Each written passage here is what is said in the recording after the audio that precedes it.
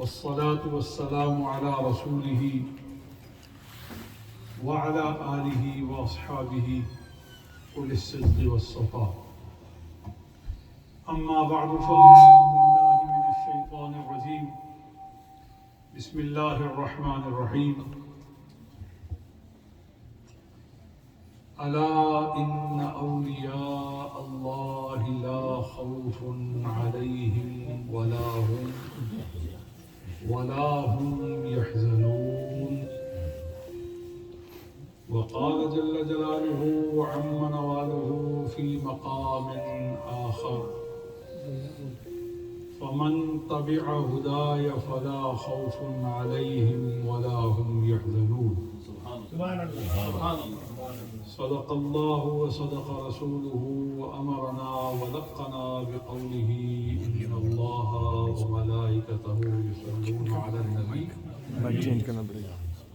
يا أيها الذين آمنوا صلوا عليه وسلموا تسليما.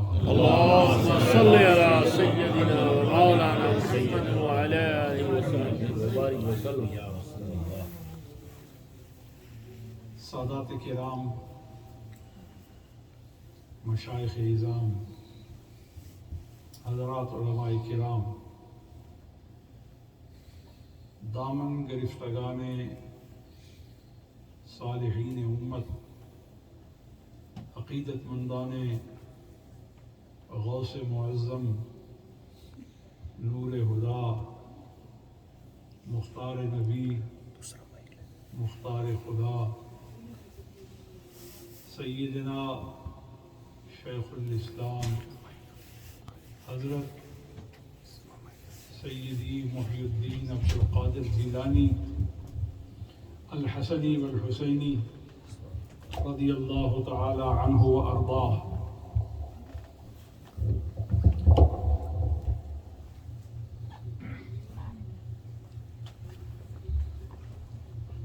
آپ کی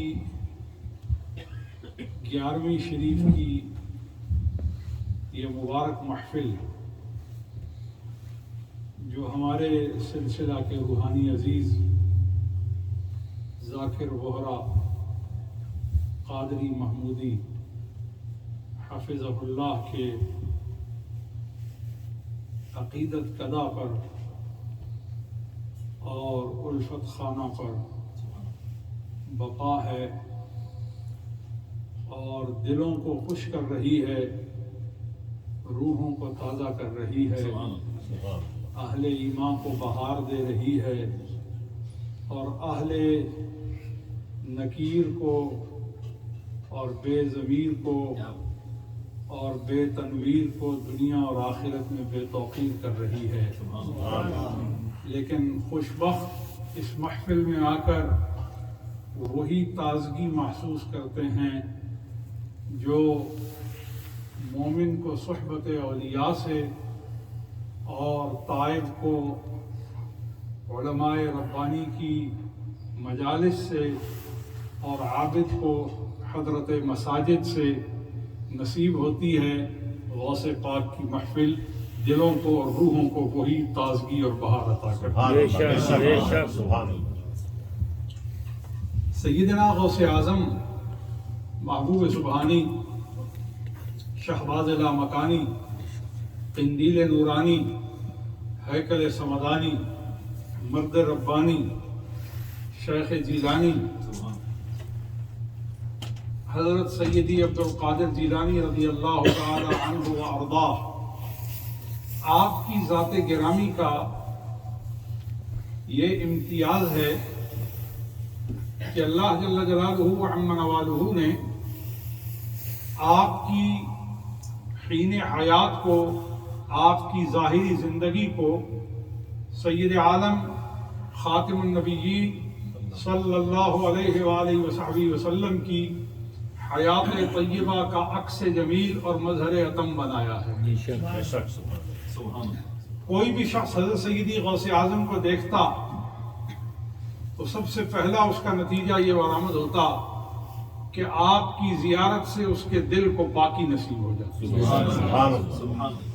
دوسرا نتیجہ یہ نکلتا کہ جو آپ کے وعظ کو سنتا تو اس واز کی یہ برکت تھی کہ جس بندے کو سجدہ ریزی کی عادت نہیں تھی اور خدا شناسی حاصل نہیں تھی، آپ کے واز کے چند کلمات ہی اس کو خدا آشنا کر دیتے تھے اور حق تعالی سے اس طرح منسلک کر دیتے تھے کہ یا وہ صرف صراط مستقیم پر چلنے والا رہتا تھا یا اسی محفل میں اس کی جان جان آفرین کے حوالے ہوتی تھی۔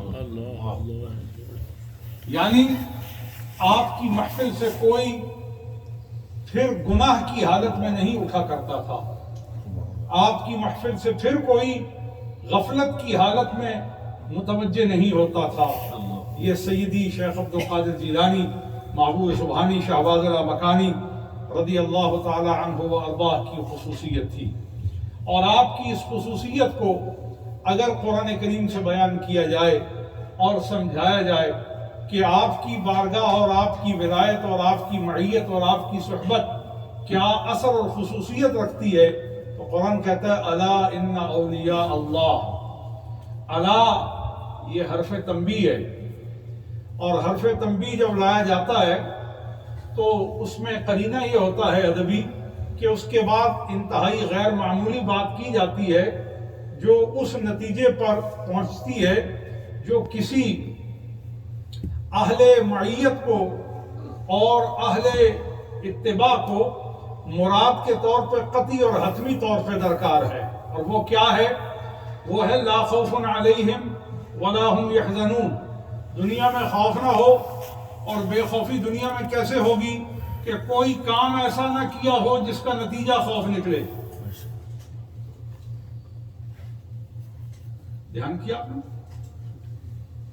لا خوف علیہم ولا هم یحزنون، کوئی کام ایسا نہ ہو جس کا نتیجہ خوف کی صورت میں نکلے۔ خوف کا یہاں معنی یہ ہے کہ گرفتاری، خوف کا یہ معنی یہاں ہے عذاب، خوف کا یہاں یہ معنی ہے نافرمانی کی وہ تمام معاقباتی صورتیں جو کسی بدکار کو، بدعمل کو، اور کسی خطاکار کو اور کسی سیئت میں مبتلا ہونے والے کو لاحق ہوا کرتی ہیں۔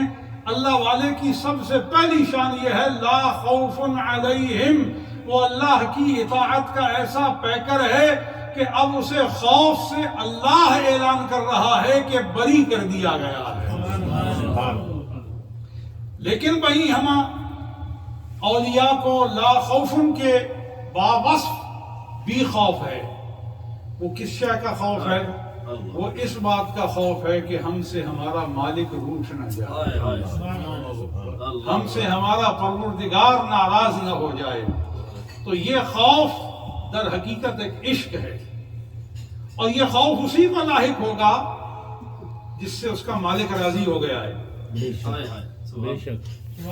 جسے لذت رضا نصیب ہو گئی ہے، اور جسے کمال قرب سے نواز دیا گیا ہے کہ تو ہماری بارگاہ میں آیا جایا کر، اور تجھے ہم اس خاص وقت سے بہرہ مند کرتے ہیں جو ہم اپنے ولیوں کے لیے مقرر کیے ہوئے ہیں۔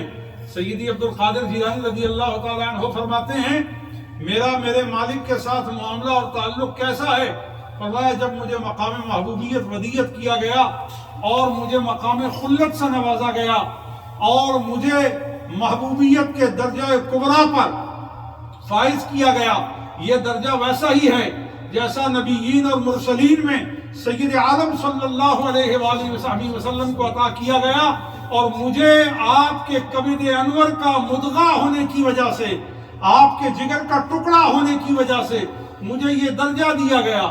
لیکن اس بات کو ذہن میں رکھیے گا، حضرت غوث پاک فرماتے ہیں مجھے یہ درجہ آپ کی مدغیت کی وجہ سے، آپ کی جزویت کی وجہ سے، آپ کے وجود کا حصہ ہونے کی وجہ سے یہ درجہ دیا گیا۔ تو بات سمجھ لیجئے، فقہی طور پر یہ طے ہے کہ جز کا حکم بھی وہی ہوتا ہے جو اس کے کل کا ہوتا ہے، اور جو حکم اصل کا ہوتا ہے فرع کا بھی وہی ہوتا ہے۔ جب غوث پاک کی اصل تاجدار عالمین ہے تو غوث پاک رضی اللہ تعالی عنہ کا تاجدار اولیاء ہونا یہ کوئی خلاف عادت بات نہیں۔ جس کا نانا ساری کائنات کا بے مثال ہو، اس کا نواسا ساری کائنات میں بے مثال کیوں نہ ہو۔ بے شک پھول کی پتی کے جتنے ٹکڑے کریں وہ ٹکڑا پتی کا ہی ہوگا، وہ اینٹ کا ٹکڑا نہیں ہو سکتا، وہ پتھر کا ٹکڑا نہیں ہو سکتا، وہ خاک کا ٹکڑا نہیں ہو سکتا، وہ کسی بے قدر شے کا ٹکڑا نہیں ہو سکتا۔ لیکن میں تو اس ٹکڑے کی بات کر رہا ہوں جس میں فیض نبوت آیا ہے، جس میں فیض رسالت آیا ہے، جس میں حسن محمدی آیا ہے، جس میں علم مصطفیٰ آیا ہے، جس میں نور قرآن آیا ہے، جس میں تعلق الوہیت کی وہ تمام تاثیرات آئی ہیں کہ اس بارگاہ میں آنے سے آنے والے زائر کو یہ نتیجہ ملا ہے کہ آتے ہوئے چور ہے، جانے سے پہلے قطب بنا دیا ہے۔ اب لوگ کہتے ہیں کہ یہ جناب کہانی ہے، اس کا کیا ثبوت ہے کہ جناب اتنا آنن فانن کوئی آدمی جو ہے وہ پہلے معصیت کی غایت میں ہے اور پھر ادھر طاعت کی غایت میں پہنچ گیا، یہ کیسے مانا جائے؟ اس کا جواب یہ ہے کہ تو کبھی پاکی کی گلیوں میں نہیں آیا۔ اگر تو پاکی کی گلیوں میں آئے تو تجھے معلوم ہو کہ سوکھے کپڑے پہنے آدمی کو، سوکھے بدن آدمی کو آنن فانن گیلا ہونا نصیب ہو جاتا ہے اگر موسلادھار بارش شروع ہو جائے، اور پھر اس کا لباس بھی گیلا ہو جاتا ہے، اس کا بدن بھی گیلا ہو جاتا ہے۔ بادلوں سے برسنے والی بارش میں اگر اتنا اثر ہے تو میں پوچھتا ہوں مصطفیٰ کے چہرے سے جو نور کے بادل اٹھتے ہیں اور شہنشاہ جینا کے وجود سے وہ برکھا برستی ہے، نہ صرف بدن کو پاک کرتی ہے بلکہ روحوں کو ترقی دے کر حضور الہی میں کھڑا ہونے کے قابل بنا دیتی ہے۔ لہذا سیدنا غوث اعظم رضی اللہ تعالی عنہ کی یہ خصوصیت ہے کہ آپ کی بارگاہ میں جو شخص بھی آیا وہ خالی نہ پڑ رہا، ہر ایک شخص کو اس کی مراد ملی، اور اس کا اقرار علامہ ابن تیمیہ نے بھی کیا ہے۔ ابن تیمیہ لکھتے ہیں کہ اولیاء میں حضرت سیدی عبد القادر جیلانی بغدادی شہنشاہ بغداد اولیاء میں وہ ولی ہیں جن کی ولایت اور جن کی کرامت درجہ تواتر میں ہے اور اس کا انکار سوائے جنون کے اور کوئی نہیں کر سکتا۔ جو مجنون ہے، دیوانہ ہے، وہ حضرت غوث کی ولایت کا انکار کرے۔ اور سیدنا غوث اعظم رضی اللہ تعالیٰ عنہ کی مجلس اور صحبت میں علامہ ابن قدامہ جیسے لوگ، علامہ ابن جوزی جیسے لوگ آپ کی محفل کے اندر وہ جلیل اغواس بدلاء نجبا اور نقبا بیٹھتے کہ آپ کے ہاں طالب ہو کر حاضر ہوتے۔ اور ایک روایت میں آتا ہے کہ ایک بار جنات پر قادر ایک اللہ کے ولی نے جنات کی حاضری کی عظیمت کے ساتھ ان کے طلب کرنے کا عمل کیا۔ ایک بار عظیمت پڑھی تو جنات نہ آئے، دوسری دفعہ پھر پڑھی تو جنات نہ آئے، اب تیسری بار کچھ وقفے سے انہوں نے پھر عظیمت کو پڑھا تو جنات حاضر ہو گئے۔ تو بڑے غصے سے پوچھا کہ تیسری بار عظیمت پڑھی ہے، اب تم آئے ہو، کیا تاخیر کا سبب ہے؟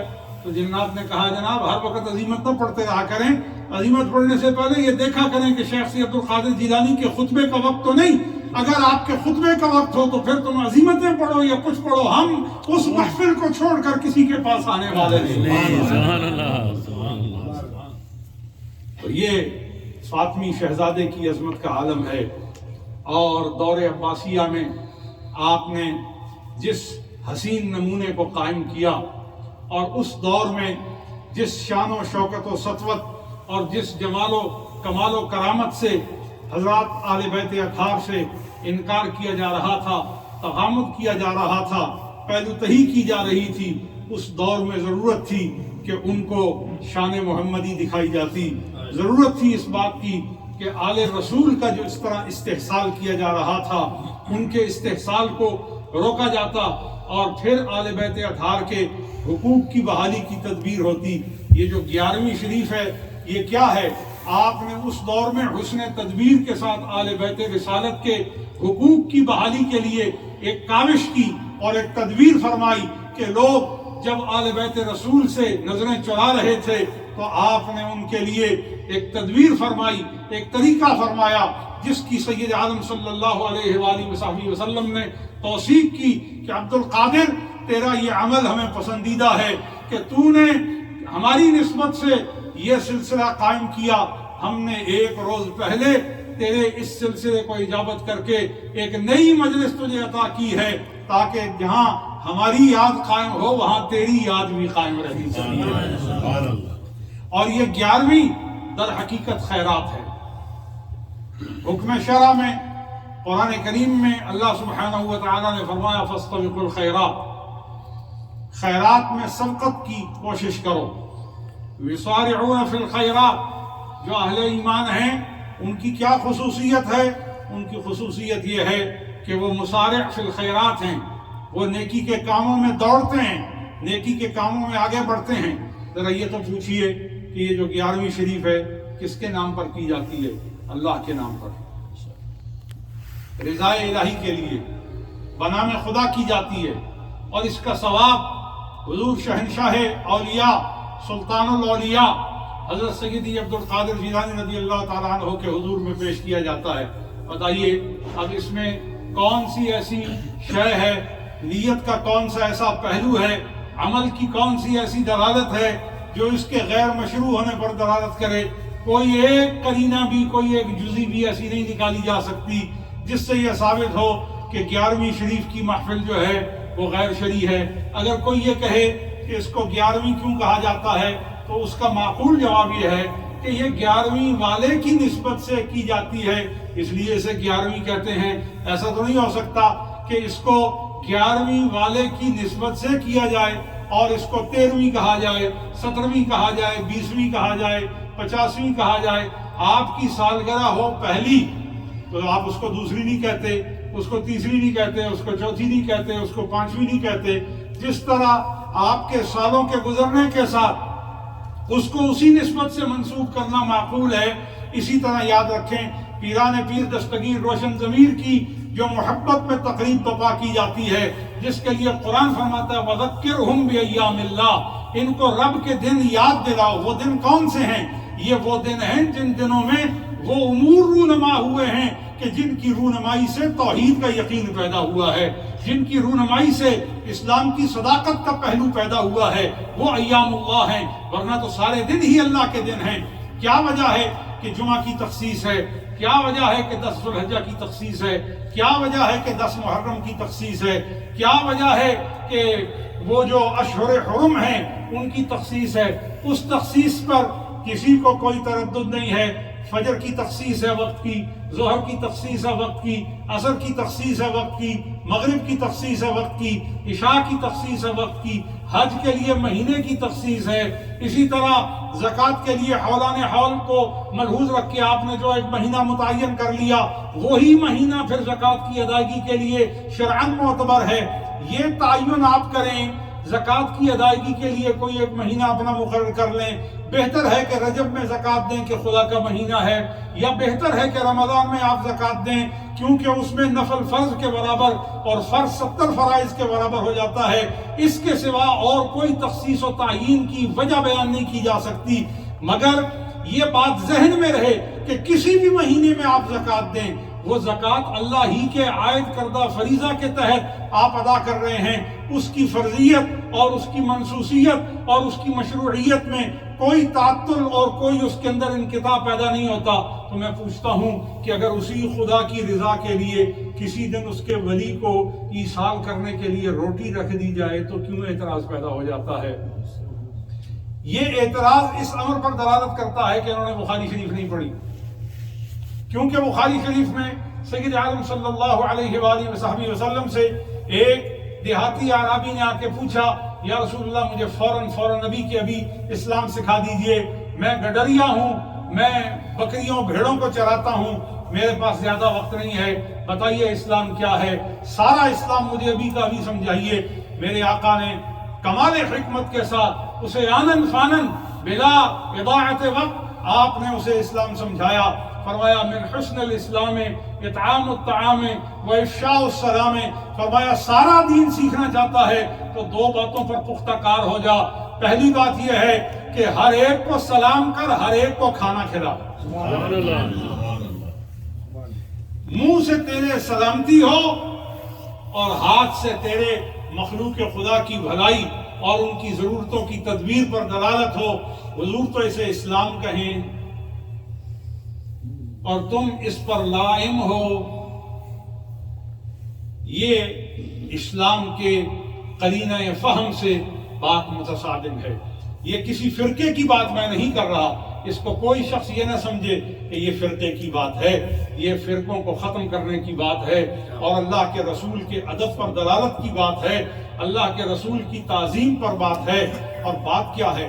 11ویں شریف تو لوگوں کو کھلانے کی نوبت ہے۔ جو بھی 11ویں کرتا ہے وہ صرف خود کھانے کے لیے تو نہیں کرتا، مخلوق خدا کو کھلانے کے لیے کرتا ہے۔ تو جس کو دوسروں کو کھانا کھلانا ناگوار ہے، بھئی تیری کنجوسی کا ہمارے پاس کوئی حل نہیں ہے۔ خود کھلاتا نہیں اور جو کھلاتے ہیں ان کو کھلانے دیتا نہیں۔ یہ تو وہ سخاوت نبوی اور جودت نبوی کے خلاف ہے۔ آپ کتاب الجمعہ کو اٹھا کر کے دیکھ لیجئے کہ جب مدینہ شریف میں جمعۃ المبارک کا اہتمام کیا گیا، صحابہ کرام نے حضور کی اقتداء میں پہلا جمعہ جو ادا کیا، اس جمعہ کے بعد صحابہ کو مسجد سے جانے نہیں دیا گیا، باقاعدہ نماز جمعہ کے بعد ان کے لیے کھانا تیار کیا گیا اور فرمایا تمام کے تمام لوگ کھانا تناول کر کے پھر جائیں گے۔ گویا لوگوں کو جمع کر کے کھانا کھلانا یہ سنت مصطفیٰ بھی ہے اور یہ طریقہ اثر صحابہ بھی ہے، معصور بھی ہے، مسنون بھی ہے۔ لیکن معصور کا اسے پتہ ہو جو خود ہدایت سے تعلق رکھتا ہو، مسنون کا بھی اسی کو پتہ ہو جو ہدایت سے تعلق رکھتا ہو، جو راستے میں کانٹے بچھائے، لوگوں کو روکے، کہے آج نہیں ہو رہی، پھر ہوگی، آپ کو بتا دیں گے، رکھی تھی انہوں نے، کینسل ہو گئی، اور نہیں چلیں اس بات کو چھوڑیں، یہ تو ہے ہی شرم ناجائز، آپ جا کدھر رہے ہیں، کیوں جا رہے ہیں؟ بھئی ناجائز ہونے کی وجہ کیا ہے؟ نہ تیرا پیسہ، جو پیسے کا مالک ہے وہ خود اپنا پیسہ خرچ کر رہا ہے اور بنام خدا خرچ کر رہا ہے، اور باتباع طریقہ صالحین خرچ کر رہا ہے، اور یہ استحباب کے زمرہ میں ہے۔ مستحب کی تعریف کیا ہے؟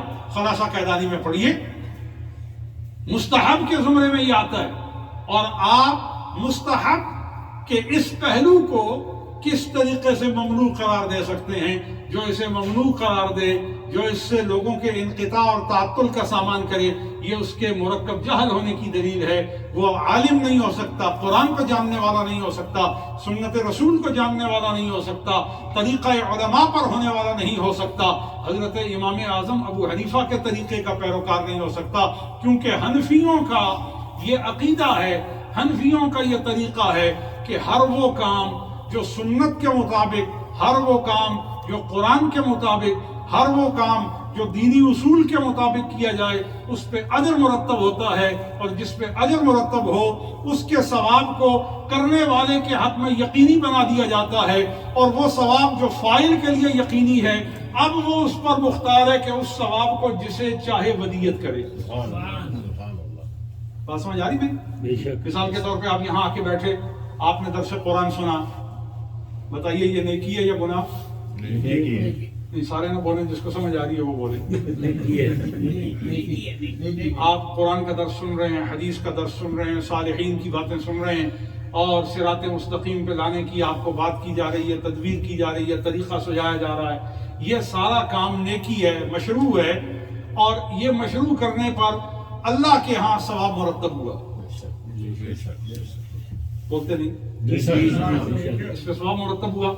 اب یہ ثواب جو اسے ثواب سمجھ کے اور اللہ کی طاعت میں، اللہ کی فرما برداری میں اور حضور کی اتباع میں جس نے یہ کام کیا اس کے حق یہ ثواب مرتب ہو گیا۔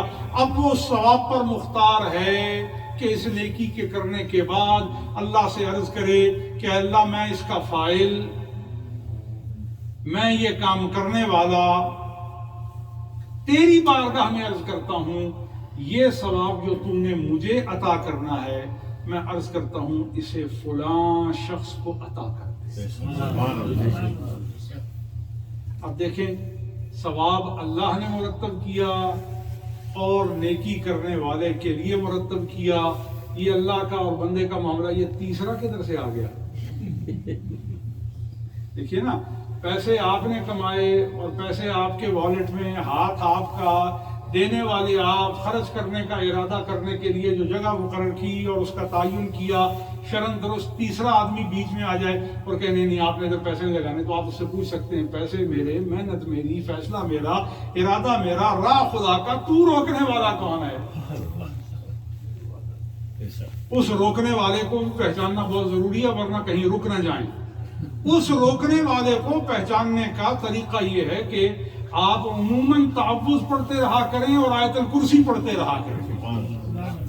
حضور نے اپنے ایک صحابی کو خود فرمایا، حضور کی مجلس سے اٹھ کر جانے لگے تو حضور نے فرمایا یہ کھجور کی شاخ لے جاؤ، اور جب تم اپنے گھر پہنچو گے نا تو تمہارے گھر کے فلاں کونے میں اس شاخ کی ضرب لگانا اور پوری قوت سے ضرب لگانا، وہاں شیطان ہوگا جو اس سے مر جائے گا اور تیرے گھر نہیں پلٹے گا۔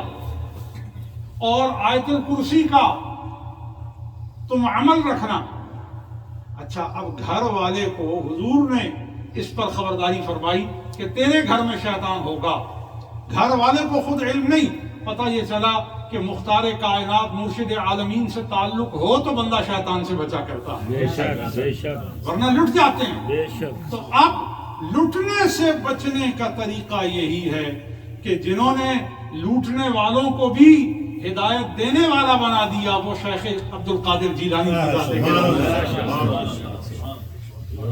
آپ اپنے گھر سے چلے، بچے ہیں ابھی کیا ہم کہیں، ولیوں کو بھی بچہ کہنا یہ بچوں کی کوئی عادت ہے۔ ولی ہوتا ہے چاہے عمر کی کسی بھی صورت میں ہو، اس کی ولایت میں کوئی شک نہیں ہوتا۔ حضرت سید عبد القادر جیلانی رضی اللہ تعالیٰ عنہ کے قمیض مبارک میں آپ کی والدہ ماجدہ نے کچھ رقم جو ہے وہ سی دی، اور جس وقت راستے میں آپ کو روک لیا گیا اور ڈاکوؤں نے سارے قافلے کو لوٹا اور سیدی عبد القادر جیلانی کی جو رقم تھی اس تک وہ مطلع نہ ہو پائے، خوب ٹٹولا، جانچ پڑتال کی، لیکن اس رقم تک نہ پہنچ پائے۔ کیا پتہ چلا؟ اس سے ایک نتیجہ نکلا کہ اچھوں کا سرمایہ لٹتا نہیں ہے۔ اچھوں کا سرمایہ لٹتا میرا خیال ہے آپ کی کوئی صلاح نہیں ہے۔ اچھوں کا سرمایہ لٹتا نہیں ہے، تباہ نہیں ہوتا، برباد نہیں ہوتا۔ اور یہ اچھوں کا سرمایہ اللہ اس طرح بچاتا ہے کہ مستری بنا کے بھیجتا ہے خضر علیہ السلام کو، مزدور بنا کے بھیجتا ہے کلیم اللہ علیہ السلام کو، اور فرماتا ہے تم دونوں جاؤ اور جا کر ان 2 یتیم بچوں کا خزانہ بنیاد کے نیچے ہے، اور ان کی کوئی 6ٹھی 7ویں پشت میں ایک بندہ نیک گزرا ہے، اس کا اتنا لحاظ ہے کہ اس کے لیے سیدنا خضر علیہ السلام جیسوں کو بھیجا جاتا ہے اور سیدنا کلیم اللہ جیسے لوگوں کو بھیجا جاتا ہے۔ خدا اہل تقوی کا اس قدر کرم اور نعمت افزائی کی صورت کے ساتھ معاملہ فرماتا ہے۔ 7ویں پشت میں کوئی نیک ہو تو اتنا لحاظ اور خیال ہوتا ہے، غور کرو کہ خود بھی بندہ نیک ہو اور نسل مصطفیٰ سے ہو، باپ کی طرف سے امام حسن کا شہزادہ ہو، ماں کی طرف سے امام حسین کا شہزادہ ہو، تو پھر کیا نہ ہوگا غوث اعظم درمیان اولیاء، چوں محمد درمیان انبیاء۔ کس سمت اور جہت اور زاویے سے سیدی عبد القادر جیلانی کو دیکھو گے، جس طرف سے دیکھو گے سراج منیر کی چمک نظر آئے گی۔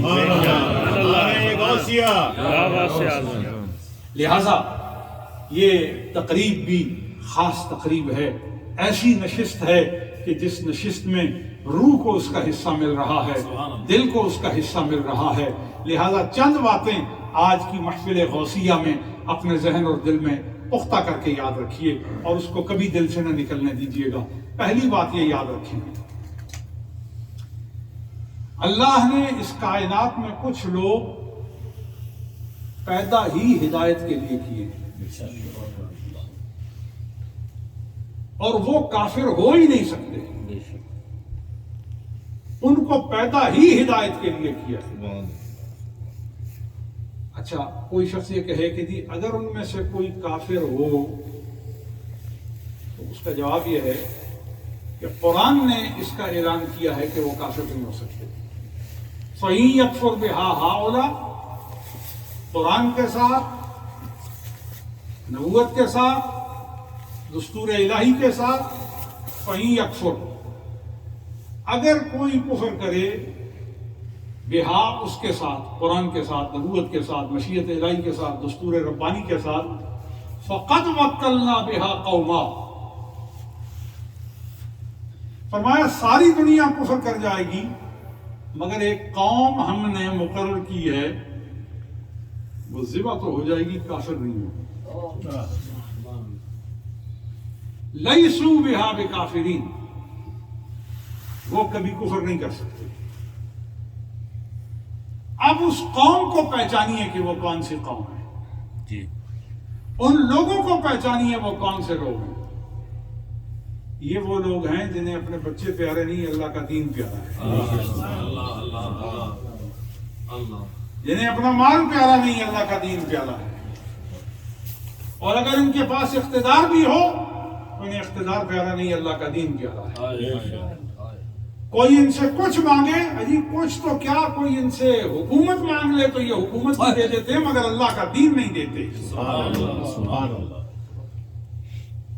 بڑے کریم ہیں، اللہ کے دین کو جو طاقت اور اللہ کے دین کو جس حفاظت کے ساتھ یہ مخلوق خدا میں منتقل کرتے ہیں اور لوگوں کو پکڑ پکڑ کر صراط مستقیم پر لاتے ہیں، اور اتنے کریم اور مہربان اور حریص ہیں ہدایت پر کہ اپنی جان کے قاتلوں کو بھی بار بار اپنا تعارف کرواتے ہیں کہ شاید تم ہمیں بھول گئے ہو، میں پھر تمہیں بتاتا ہوں میں رسول اللہ کا بچہ تمہارے پاس آیا ہوں، میں خاتون جنت کا جگر گوشہ تمہارے پاس آیا ہوں، اور تم نے اب تک بڑا نقصان کر دیا ہے، لیکن اس نقصان کے باوجود اب بھی تمہیں یہ کہتا ہوں کہ تم سیدھے راستے پر آ جاؤ اور اپنی بدی سے توبہ کر لو اور اپنی بغاوت سے منہ پھیر لو، تو میں تجھ سے وعدہ کرتا ہوں کہ قیامت کو اپنے نانا سے تمہاری سفارش کروں۔ اتنا سخی، اتنا مہربان، اتنا کریم، دنیا میں آپ سورج لے کے ڈھونڈیں، چراغ نہیں، سورج لے کے ڈھونڈیں، آپ کو کہیں اور کوئی نہیں ملے گا ایسا بے مثال خاندان خاتون جنت کی اولاد کا خاندان ہے، حضرت سیدہ زہرا بطول کا خاندان ہے، اور یہ حسنی حسینی خانوادہ اتنا بے مثال ہے کہ حضرت حافظ ابن حجر حیثمی مکی رحمت اللہ تعالی علیہ نے سوائے کے مورکہ میں لکھا ہے کہ کسی بھی خاندان سے کوئی ولی آ سکتا ہے، کوئی پٹھانوں میں سے آئے آ سکتا ہے، آوانوں میں سے آئے آ سکتا ہے، گجروں میں سے آئے آ سکتا ہے، جٹوں میں سے آئے آ سکتا ہے، اور گکھڑوں میں سے آئے آ سکتا ہے، کسی بھی خاندان کا بندہ محنت کرے ولی بن سکتا ہے، لیکن یہ بات طے ہے کہ جب بھی ولیوں کا سردار آئے گا یا حسنی آئے گا یا حسینی آئے گا۔ اب میری بات سے اگر کسی کا ہاضمہ خراب ہو جائے تو اسے پریشان زیادہ ہونے کی ضرورت نہیں، یہ حافظ ابن حجر صاحب کی بات ہے، یہ انہوں نے فرمایا ہے، سوائے کے مورکہ میں فرمایا ہے، اور نام بھی اس کا سوائے کے مورکہ ہے، تو پھر اس کا کیا کہا جا سکتا ہے؟ تو لہٰذا اس کو سمجھنے اور توجہ کرنے کی ضرورت ہے۔ اچھا، ویسے بھی یاد رکھیں، بزرگوں کی بات سن کے خوشی اسی کو ہوتی ہے جس کا ان بزرگوں سے کوئی تعلق ہوتا ہے۔ سبحان اللہ، سبحان اللہ، سبحان اللہ۔ آپ کے بزرگوں کی میں تعریف کروں اور کہوں جناب آپ کس علاقے کے ہیں، آپ کہیں گے ہم فلاں علاقے کے ہیں، تو میں کہوں اچھا اس علاقے کے جتنے پرانے بزرگ لوگ تھے نا، ان میں کوئی آدمی چور نہیں تھا، ان میں کوئی آدمی بدکار نہیں تھا، ان میں کوئی آدمی شرابی نہیں تھا۔ ایک بندہ کھڑا ہو جا کر کہے نہیں نہیں نہیں نہیں میں تو اس سے اتفاق نہیں کرتا، اس کا مطلب ہے کہ اس کی ان کے بزرگوں سے لگتی ہی نہیں۔ یہ جو تعریف کسی علاقے کے، کسی خاندان کے، قوم کے بزرگوں کی گئی ہے، اس کو جو قلنج پڑ گیا ہے، پیٹ میں درد ہو گیا ہے اور شدید بدعزمی ہوئی ہے، یہ اس بات کی دلیل ہے کہ یہ دوست نہیں رکھتا انہیں، ان سے دشمنی رکھتا ہے۔ ہمیں بھی پتا چلا کہ حسین کی تعریف پر تمہیں جو دورے پڑتے ہیں تم بھی یزیدی صفوں میں سے نکل کے آنے والے ہیں، لیکن کوئی بات نہیں، ہمیں آپ کی اس معارضت پر اور آپ کے ان احوال کے رونما ہونے پر کوئی شکوہ نہیں ہے۔ ہر آدمی کو اپنے بزرگوں کا دفاع کرنا اور ان کی وکالت کرنا پورا اس کا استحقاق ہے، لیکن یہ اللہ کی خاص مہربانی ہے کہ ہم بات کرتے ہیں تو نبی کے گھرانے کی بات کرتے ہیں۔ تم بات کرتے ہو تو کن کی بات کرتے ہو؟ آؤ، آج وقت ہے، مہلت ہے، چند سانس ہیں جو چل رہے ہیں، ورنہ ایسے کئی سانسوں والے قبرستان میں لیٹے ہوئے ہیں۔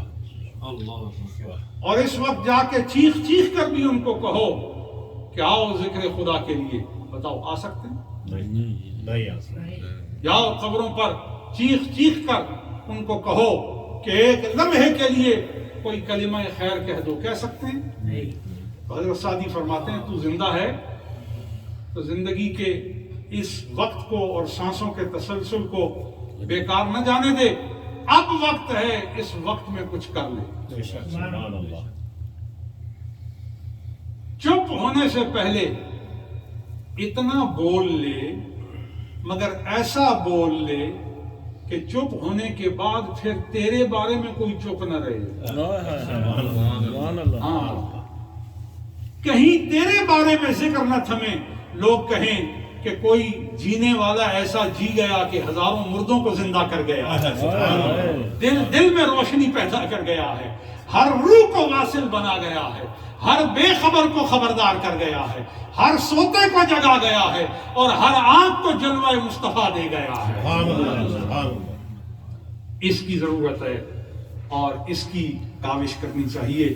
آج ہمارے روحانی عزیز ذاکر وہرا قادری محمودی حفظہ اللہ وسلمہ اللہ، انہوں نے بہت اچھا اہتمام کیا اور سیدی غوث اعظم کی 11ویں شریف کا اہتمام کر کے قرآن و سنت سے کچھ باتیں آپ کو کہنے کا موقع رکھا۔ اللہ تعالیٰ ہمارا کہا سنا اپنی بارگاہ میں اپنی مشیت کے قالب میں ڈھال کر اسے مقبول فرمائے، اور ہمیں اپنے مقبول اور ذاکر اور شاکر بندوں میں داخل و شامل فرمائے۔ وما علیہ الا البلاغ۔